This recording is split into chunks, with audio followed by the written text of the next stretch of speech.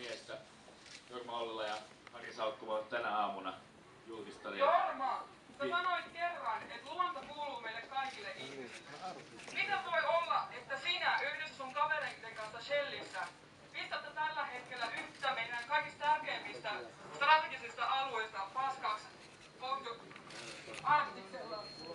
Ei tästä saa puhua, Jorma. Oletko sä mieltä, että ne on sellaisia asioita, Keskustelu tästä Shellin toiminnasta Arktiksella on tullut. Koska on toi Nokia ihan mielenkiintoinen teema, mutta vois mun mielestä tästä Shellistäkin vähän keskustella. Anna nyt ensin mennä. Sano sitten. Jorma, aiotko jatkaa porausta Arktiksella vai ei? Jorma! No niin, tänään on julkistettu hieno kirja aamulla. Sitä on valmisteltu kirjan esipuheenkin mukaan yli 10 vuotta. Yhteensä on ollut monia käänteitä ja vaikeita kriisejä, mutta jos nyt asiaa muistelee tässä vuonna 2013, niin mikä näistä oli sitten kuitenkin kaikkein vaikein?